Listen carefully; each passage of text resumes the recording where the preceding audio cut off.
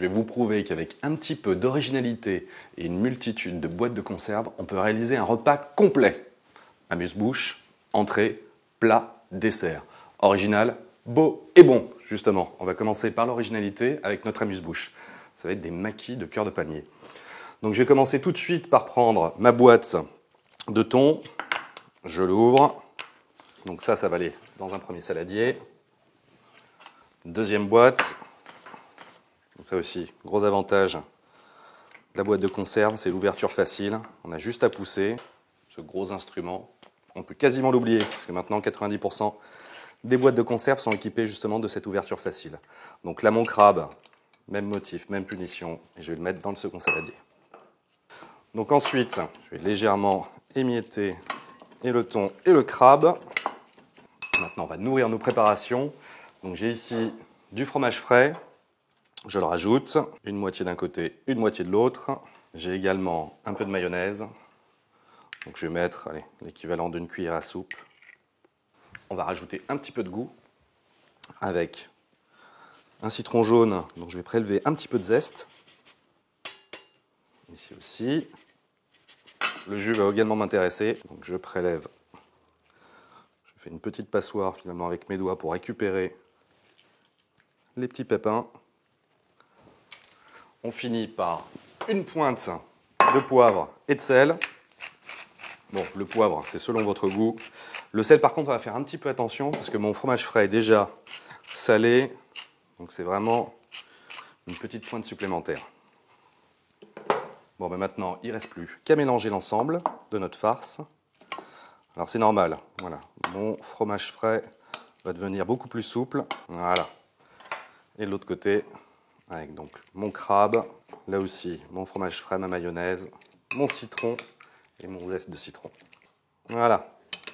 Mes deux farces sont prêtes. Donc je vais maintenant les mettre dans une poche à douille. Bon alors, si vous n'avez pas de poche à douille, un sac congélation, on met tout dans un coin.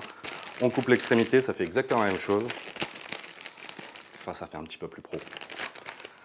Je prends une maryse pour récupérer l'ensemble de la matière. Je la mets dans ma poche. Donc ça, c'était la poche thon. Maintenant, on va s'occuper de la poche crabe. Je récupère la pâte que j'ai créée. On va pouvoir s'intéresser à nos cœurs de palmier. Donc, toujours la même chose. Ma petite ouverture facile. Hop là. Le petit bruit, c'est normal. C'est l'air qui s'engouffre. Je fais attention à la toute fin. Essayez de trouver des cœurs de palmier avec une section la plus importante possible. Ça fera des bouchées encore plus sympathiques. Donc là, je vais choisir les plus gros. On va déjà partir sur ces deux-là. Donc là, je vais couper à peu près de la taille d'un maquis japonais. Donc je coupe voilà, mon petit cœur de palmier. Donc crabe, thon, cœur de palmier. Bon, c'est ça qui est bien aussi avec les boîtes de conserve, c'est qu'on a une multitude de choix. Donc là, je vais pousser la partie centrale que je vais sortir de façon à garder juste finalement le tuyau de cœur de palmier.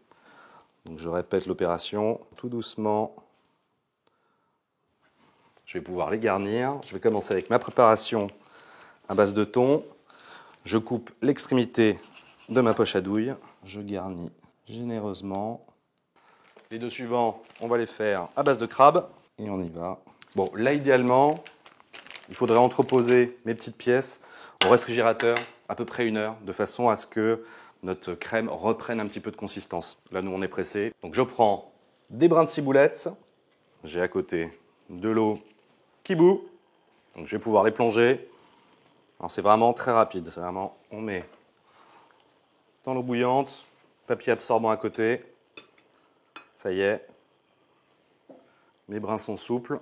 Donc, maintenant, je peux les déposer sur le papier absorbant pour éliminer l'excédent d'humidité. Et alors maintenant, ça va être un jeu de patience, puisqu'on va entourer chaque maquis de cœur de palmier avec un brin de ciboulette. On fait un petit nœud et on refait un petit nœud.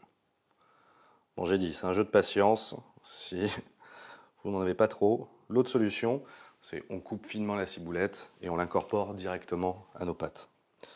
Donc là, une fois que j'ai entouré, je vais juste couper avec des ciseaux ce qui dépasse. Voilà. Et voilà ma première bouchée. Je répète l'opération. Mon petit brin de ciboulette, mon maquis, un petit nœud, un deuxième petit nœud. Je coupe. Je vais installer mes petits maquis. Et voici un amuse-bouche ultra original, mes cœurs de palmier, au thon et au crabe.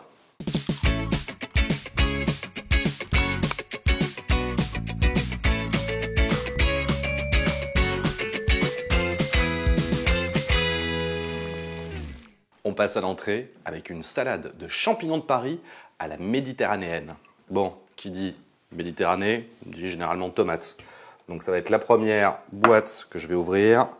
Je tire sur la petite ouverture facile. Hop là. Et je vais récupérer mes tomates entières. Je les mets directement dans un petit saladier. Alors, je ne récupère que les tomates. Je vais laisser le jus qu'il peut y avoir.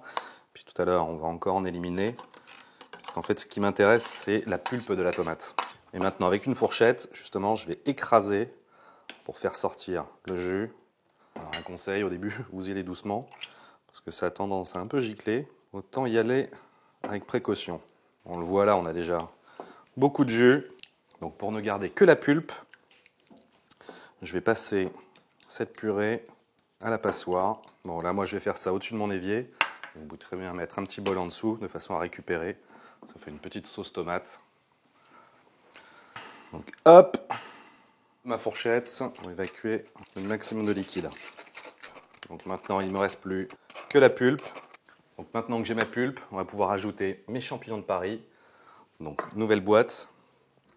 Gros avantage des boîtes de conserve, c'est que ça permet de limiter le gaspillage alimentaire. Il faut savoir que le gaspillage alimentaire, c'est à peu près 20 kg par personne et par an.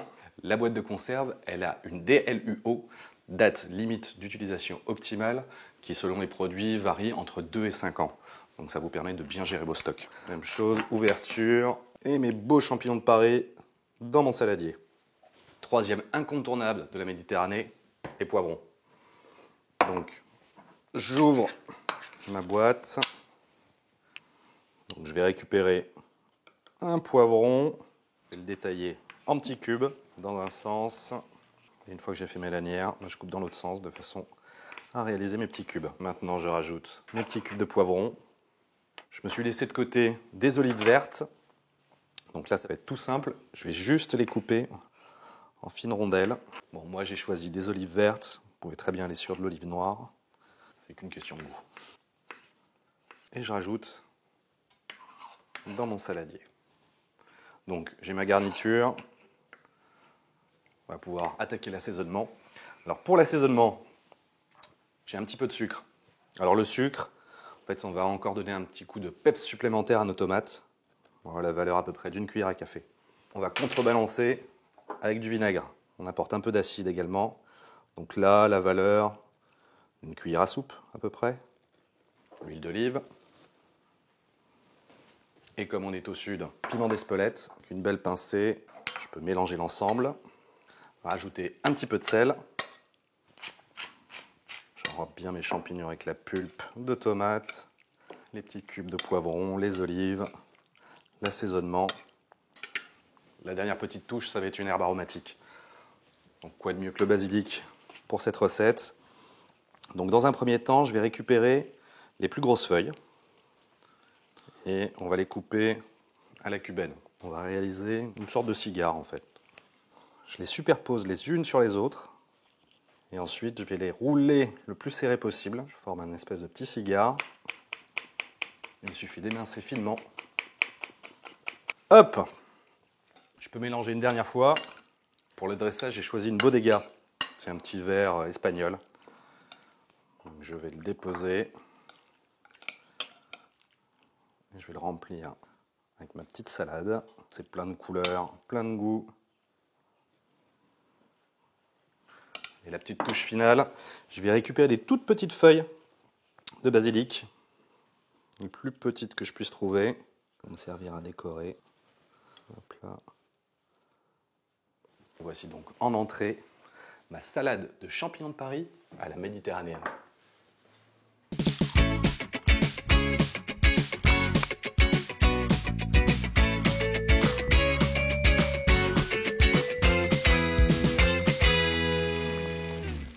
Pour Pour le plat, je vous propose une base de la cuisine sud-américaine avec des burritos. Pour le burritos, l'intérieur, c'est du chili con carne. Donc, j'ouvre ma boîte. Alors là aussi, deux nouveaux avantages des boîtes. Bah déjà, petit 1, il y a différents types de formats. Donc là, on va dire j'ai un format pour 2 burritos. Plus grand, ça aurait été 4. Autre énorme avantage, on est sur du 100% recyclable, puisque c'est du monomatériau, acier, aluminium. Donc ça se recycle parfaitement. Donc triez bien vos déchets finalement, vous faites un geste pour la planète. Je verse mon chili, je vais l'aider même, parce qu'il est compact, dans ma casserole, et je vais le faire chauffer. Donc j'allume le feu sous mon chili con carne, et j'en profite pour allumer également à côté. J'ai une poêle, parce que là j'ai mes tortillas, on va légèrement les faire dorer. Donc pour ça c'est tout simple, poêle anti-adhésive, je dépose et je laisse tranquillement chauffer. Là ici ça commence à chauffer, alors ça va aller très vite, donc j'en profite immédiatement. J'ai un petit peu de coriandre, je vais juste en prendre quelques feuilles, j'effeuille légèrement. Alors ma tortilla, voilà. Elle a commencé à dorer, donc je peux la retourner. J'ai juste le temps de râper un petit peu de cheddar. Bon, ça, c'est en option, c'est le petit truc en plus. Mais ça va apporter un peu de couleur et un peu de goût supplémentaire. Bon, mais je vais pouvoir garnir mon premier burrito pendant que le deuxième va chauffer. Je dépose ma tortilla bien dorée. Ici, celle qui va dorer dans la poêle. Et donc là, le montage, c'est très simple. On prend une belle feuille de batavia. Voilà, je dépose ma batavia. Ensuite, je garnis de chili bien chaud. Alors, je ne vais pas jusqu'au bout, parce qu'il y a le pliage. Mais ça n'empêche, on essaye d'être bien généreux. Un petit peu de cheddar, quelques feuilles de ci, de là, de coriandre. Et là, on ferme. Donc pour fermer, clac, on rabat. Et puis au bout, en fait, on plie à l'opposé pour bien bloquer. Et je dépose. Le deuxième, nouvelle feuille de salade, le chili bien chaud, cheddar. Et on finit par la coriandre. Je plie tant que c'est chaud. Et voici mes splendides burritos.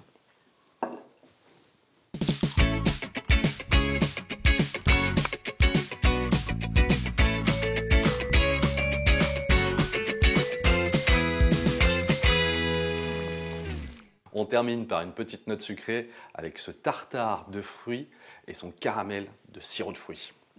Donc j'ai ici des poires, des abricots, des pêches. Alors là aussi, gros avantage des boîtes de conserve. Voilà, on peut les empiler, c'est pratique, ça se range facilement. Je prends mes 3 boîtes. Là, on peut les ouvrir tout ensemble parce que tout va se mélanger. Je fais attention. Bon, on a de très beaux fruits. Ça, c'est un des avantages de la boîte de conserve. Étant opaque, on préserve l'ensemble des vitamines. Effectivement, les vitamines sont très sensibles aux UV. Voilà, pas de problème. Autre avantage, c'est que l'apertisation préserve également l'ensemble des qualités nutritionnelles. Donc, que ce soit le bêta-carotène pour les carottes, les oméga 3 pour les poissons, les antioxydants, tout ça, ça reste dans la boîte. Donc maintenant que je les ai ouvertes, justement, ça ne va plus y rester dans la boîte puisque je vais tout verser dans cette passoire. Alors passoire parce que je veux récupérer l'ensemble du sirop qui va gentiment s'écouler en dessous. Je vais placer un tout petit peu mes fruits, vraiment tout récupérer. Allez, ça m'a l'air pas mal. Bon, maintenant, je peux allumer le feu sous ma casserole. Puis je vais même, allez, je peux y aller, je peux le pousser. Je vais verser l'ensemble de mon sirop. J'ai une belle quantité de sirop pour l'instant. Mais je vais vraiment le réduire au maximum du maximum. Je veux qu'il me reste du caramel. Donc ça va être une fine couche à la fin. Donc c'est pour ça, je peux mettre le feu sur feu vif. Et on attend, on jette un œil quand même pour bien surveiller. Parce qu'entre avoir du caramel et plus rien avoir du tout, et même avoir des problèmes avec sa casserole, le laps de temps est très court. Le temps que ça réduise, je peux m'occuper de mes fruits. Qui dit tartare dit forcément gros cubes. Donc là, je commence à couper mes pêches. Et en fait, je vais répéter l'opération pour chacun de mes fruits. abricots et poires. Donc j'ai dit, je jette un œil toujours à mon petit sirop. Bon, là ça plopote, tout va bien, ça réduit. Le dernier petit abricot, et je vais pouvoir mettre l'ensemble de mes fruits dans mon saladier. Bon, à côté dans ma casserole, ça continue à réduire. Donc j'ai encore un petit peu de temps.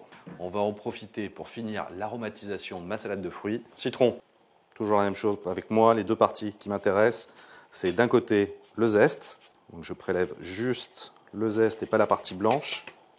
Et également le jus. J'écrase légèrement mon citron de façon à récupérer le maximum de jus. Vu la quantité de fruits, le jus d'un demi-citron, ça sera suffisant. Je peux déjà mélanger. Donc là, on a apporté l'acide. On va rajouter une petite note de fraîcheur avec de l'amande fraîche. Donc je vais prendre mes feuilles. Je les récupère. Je vais faire un petit paquet. Maintenant, je vais couper le plus finement possible. Voilà, je rajoute ma menthe. Je mélange de nouveau. Alors, où on est? Mon caramel de sirop de fruits. On le voit, la couleur a changé. On a quelque chose qui est bien doré. On est caramel. Bon, je vais pouvoir attaquer mon dressage. J'ai une assiette de présentation. Pour que ça soit nickel, j'ai un cercle également. Et là, je vais prendre mon tartare de fruits. Je vais remplir mon cercle. Alors, je vais faire bien attention de tasser de façon à ce que quand je vais enlever le cercle, bah, tout ne s'écroule pas. Donc, autant que ça tienne. Donc voilà, j'appuie bien. Voilà, alors attention, moment de vérité. Je vais retirer mon cercle le plus doucement possible. Voilà. Voilà, mon caramel, il est bien sirupeux. Et donc là, bah, allez, hop, on y va. On en met un petit peu partout. La petite touche finale, je vais prendre un petit peu de menthe. Ça sera le petit rappel. Je le plante au centre. Et voici donc pour conclure mon repas, mon tartare de fruits au caramel de sirop de fruits. Petit récapitulatif de l'ensemble du repas. On a commencé par les amuse-bouches avec des maquis de cœur de palmier. Ensuite, l'entrée, une salade de champignons de Paris à la méditerranéenne. On passe complètement sur un autre continent avec nos burritos au chili con carne. Et on finit donc par notre tartare de fruits.